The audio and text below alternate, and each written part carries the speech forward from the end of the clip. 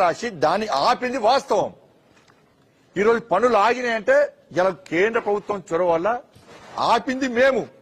తెలంగాణ రాష్ట్రానికి అన్యాయం జరగకుండా తెలంగాణ రాష్ట్రాన్ని కాపాడింది మేము. ఆంధ్రప్రదేశ్ అక్రమంగా కడుతున్న ప్రాజెక్టులను ఆపింది మేము. అధికారంలో ఉన్నప్పుడు కాంగ్రెస్ పార్టీ అన్యాయం చేసింది, అధికారంలోకి వచ్చినాక బీఆర్ఎస్ పార్టీ అన్యాయం చేసింది. ఇవాళ మేమే నీటి వర్లము మేమే అన్నట్టు ఇవాళ అసెంబ్లీ వేదికగా ఓరుకోరు కొట్టాడుకొని బూతులు తిట్టుకొని బండబూతులు తిట్టుకొని ఇలా చర్చ దేని మీద జరుగుతుందంటే ఈ పార్టీ ఆ పార్టీ బూతులు తిట్టుకున్నారని చెప్పి టీవీలలో చర్చ జరిగే దౌర్భాగ్య స్థితి తెలంగాణ రాష్ట్రంలో వచ్చింది. బూతుల మీద చర్చ జరుగుతుంది. ఇవాళ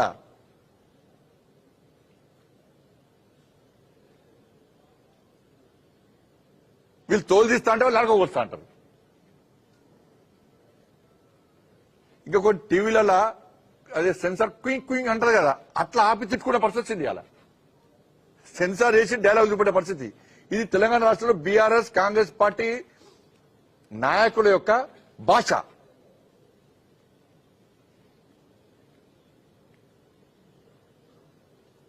ఇప్పుడు చెప్పాలి కాంగ్రెస్ పార్టీ బీఆర్ఎస్ పార్టీ చెప్పాలి రాయలసీమ లిఫ్ట్ ఇరిగేషన్ ఆపినట్టు మీ దగ్గర సాక్ష్యాలు ఉన్నాయా? ఆపింది మీరా? ఏ ప్రమాణానికి సిద్ధం? మీరు ఏ ప్రమాణానికి సిద్ధం?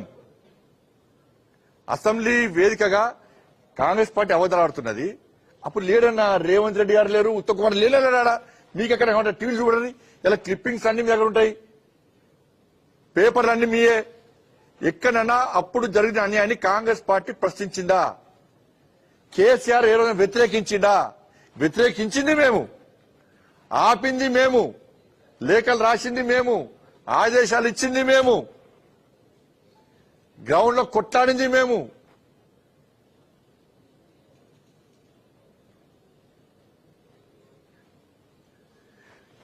లోపల జరిగేది ఒకటైతే బయటికి లీక్ ఇచ్చేది వేరే కేసీఆర్.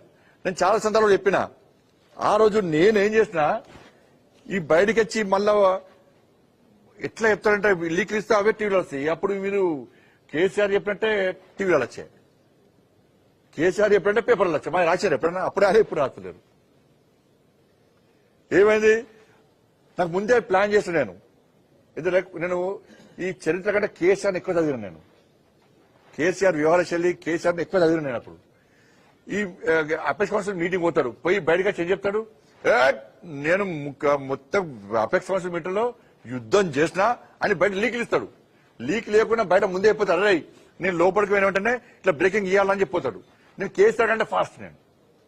నేనేం చేస్తానంటే ఆ రోజు నేను మా స్పోక్స్ పర్సన్ పెట్టి లోపల జరిగిన విషయాలను వెంట ఆ లైవ్ లో గమనించి కేసీఆర్ ప్రెస్ మీటింగ్ పెట్టి ఏమంటాడు, ఇది అన్యాయం చేసింది ఇట్లా. ఇది చూడరన్న ప్రతిసారి కేంద్రాన్ని తింటూ ఉంటారు, ప్రతిసారి కేంద్రాన్ని వాళ్ళు దుమ్మెత్తిపోస్తూ ఉంటారు. కానీ జరిగిన అసలు విషయాలు ఇలా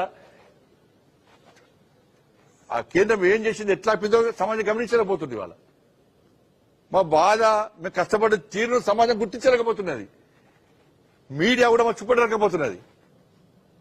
కాబట్టి ఆ రోజు ఏం చేసిన నేను ఈ అపెక్స్ కౌన్సిల్ మీటింగ్ జరిగిన వెంటనే గజన శిక్షకులతో ప్రెస్ మీట్ పెట్టించిన. నేను జరిగింది ఏందో అని చెప్పండి.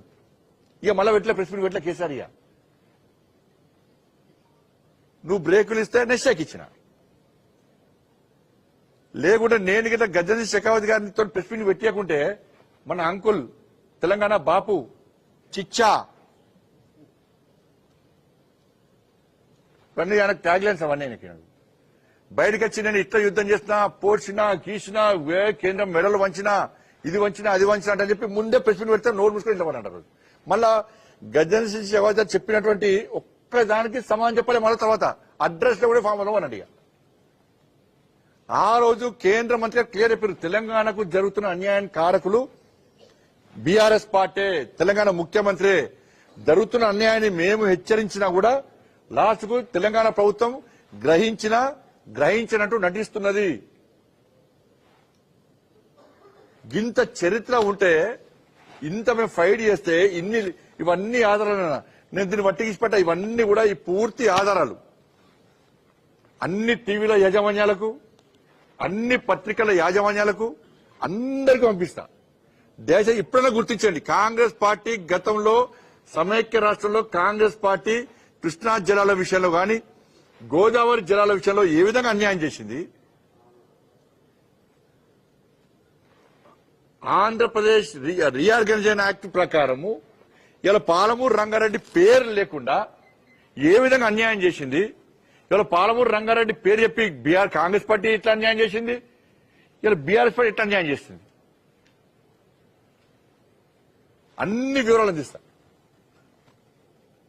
ఇప్పుడు సమానం చెప్పాలి కాంగ్రెస్ పార్టీలు బీఆర్ఎస్ పార్టీలు ఎంత హేళన చేసినప్పుడైతే మమ్మల్ని పురుగు తీసేసి చేసింది. ఇట్లా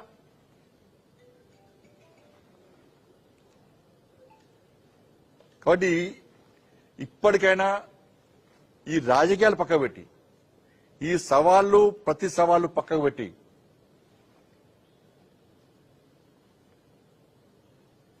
6 గ్యారెంటీల చర్చ జరగాలి. బీఆర్ఎస్ పార్టీ హయాంలో ప్రాజెక్టుల పేరుతో గాని ఇతరత్రా జరిగిన అవినీతి మీద చర్చ జరగాలి. దాంతోపాటు తెలంగాణ హక్కులు కాపాడడంలో రావాల్సిన వాటా విషయంలో అన్ని పార్టీలు కలిసి ఒక వేదికగా తయారై దక్షిణ తెలంగాణను అన్యాయం జరగకుండా, ఎడారి కాకుండా కాపాడడానికి ముందుకు రావాలని చెప్పి భారతీయ జనతా పార్టీ కాంగ్రెస్ బీఆర్ఎస్ అప్పీల్ చేస్తున్నది. ఇప్పటి వరకు కాంగ్రెస్ బీఆర్ఎస్ పార్టీ ఈ పాలమూరు, నల్గొండ, ఖమ్మం, రంగారెడ్డి జిల్లాలకు చేసిన అన్యాయం చాలిగా. ఇప్పటికైనా రండి, కలిసి ముందుకు పోదాం, కలిసి ఆ ప్రాంతాన్ని ఆదుకునే ప్రయత్నం చేద్దాం.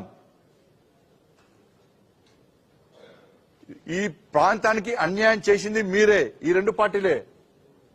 న్యాయం చేయడం కొట్టాడింది మేము. ఆధారాలున్నాయి.